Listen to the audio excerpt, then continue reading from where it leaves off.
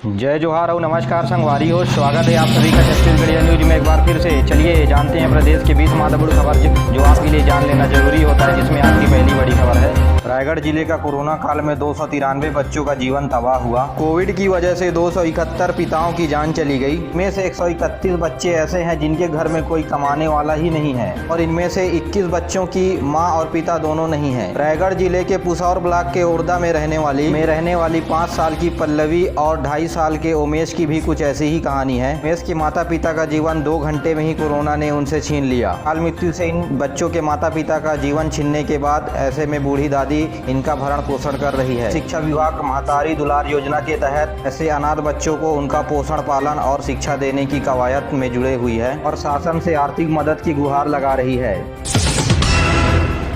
छत्तीसगढ़ में इन दिनों भाजपा और कांग्रेस के नेता बड़े बड़े दावे कर रहे हैं। कांग्रेस कह रही है कि भाजपा के नेता पार्टी के संपर्क में है, तो वहीं भाजपा कह रही है कि कांग्रेस के नेता भाजपा पार्टी के संपर्क में है। राहुल गांधी के करीबी रहे जितेंद्र प्रसाद की भाजपा में शामिल हो जाने के बाद नेताओं की पाला बदलने की खबर चरम पर आ रही है। कांग्रेस का कहना है कि कई बीजेपी के बड़े नेता कांग्रेस ज्वाइन करने के लिए संपर्क कर रहे हैं, तो वहीं कांग्रेस ने कहा कि विधायक तो दूर, कांग्रेस के एक कार्यकर्ता भी बीजेपी ज्वाइन नहीं कर रहे। तो वहीं कांग्रेस के प्रदेश अध्यक्ष मोहन मरकाम ने कहा है कि कांग्रेस पार्टी के कामकाज को देखते हुए और भाजपा की उपेक्षा को देखते हुए कई भाजपा नेता कांग्रेस पार्टी के संपर्क में हैं। वहीं बृजमोहन अग्रवाल ने कहा कि 2.5 साल का कार्यकाल न देने पर टीएस सिंहदेव के खेमे के विधायक में आपसी मतभेद बन चुका है। पहले ज्योतिरादित्य सिंधिया, अब जितेंद्र प्रसाद भाजपा ज्वाइन कर चुके हैं और उन्होंने साथ में ये भी कहा कि 17 जून के बाद छत्तीसगढ़ में बड़ा राजनीतिक घटनाक्रम सामने आएगा। छत्तीसगढ़ में पेट्रोल डीजल की बढ़ती कीमतों को लेकर के राज्य सरकार ने केंद्र सरकार के खिलाफ हल्ला बोला। रायपुर, बिलासपुर, जगदलपुर, रायगढ़ और छत्तीसगढ़ के तमाम बड़े शहरों में कांग्रेस ने अपने स्वर बुलंद किए। कांग्रेस के नेताओं ने बढ़ती हुई महंगाई पर केंद्र सरकार पर जमकर निशाना साधा। कांग्रेस नेताओं ने केंद्र सरकार के खिलाफ हाथ में तख्ती लेकर प्रदेश भर में जमकर नारेबाजी की। सुकमा से बड़ी खबर है। 2 लाख की इनामी नक्सली समेत 8 नक्सलियों ने अपने आप को सरेंडर किया। इनमें एक नक्सली दंपत्ति भी शामिल है। नक्सलियों के द्वारा भेदभाव और शोषण का वजह बताया गया है। बस्तर संभाग के एसपी, डीआईजी और सीआरपीएफ के सामने इन नक्सलियों ने अपने आप को सरेंडर किया है। नक्सलियों को प्रोत्साहन राशि के रूप में 10-10 हजार रुपये दिया गया है। कलेक्टर ने नक्सलियों से कहा है कि अपने आप को सरेंडर करके समाज के मुख्य धारा से जुड़ जाएं। सरकारी लाभ के साथ भी अन्य सुविधाएं भी दी जाएगी।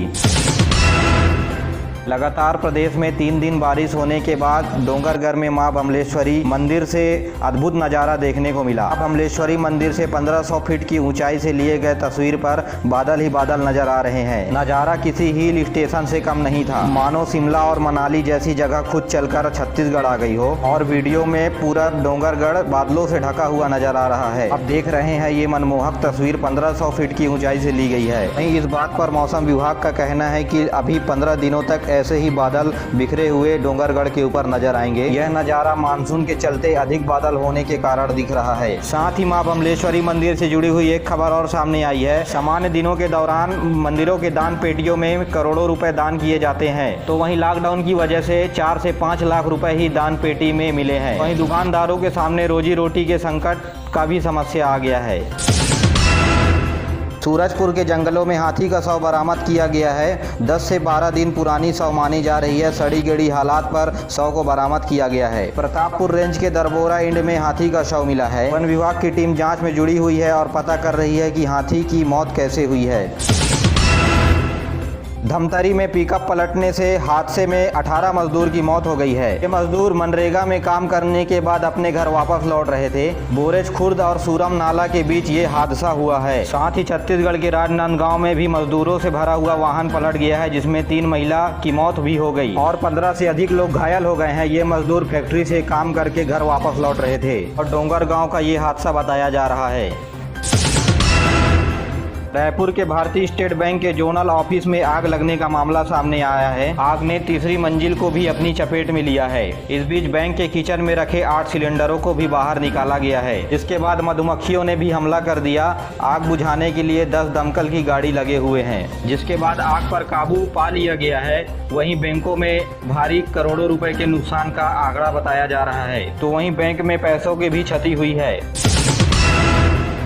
हाई कोर्ट जज संजय अग्रवाल के सिंगल बेंच ने दंड संहिता की धारा 91 को लेकर के एक बड़ा फैसला सुनाया है। बेंच ने कहा कि सीआरपीसी की धारा 154 के माध्यम से एफआईआर के पहले शुरुआती जांच में दंड संहिता 91 की तहत लागू नहीं होगी। मामला सरकंडा थाने क्षेत्र का है। एजुकेशन बोर्ड के डायरेक्टर ने राजेश्वर शर्मा के खिलाफ जमीन कब्जा करने की शिकायत दर्ज कराई। वहीं पुलिस ने राजेश्वर शर्मा को धारा 91 के तहत नोटिस देकर जाँच के लिए बुला लिया गया। वहीं इससे तंग आकर राजेश्वर शर्मा ने अपने वकील के माध्यम से हाई कोर्ट में याचिका दायर की और पुलिस पर आरोप लगाते हुए कहा गया कि धारा 91 का उपयोग कर पुलिस प्रताड़ित कर रही है। इस मामले को गंभीरता से लेते हुए हाई कोर्ट के सिंगल बेंच के जजों ने ऐतिहासिक फैसला सुनाया है।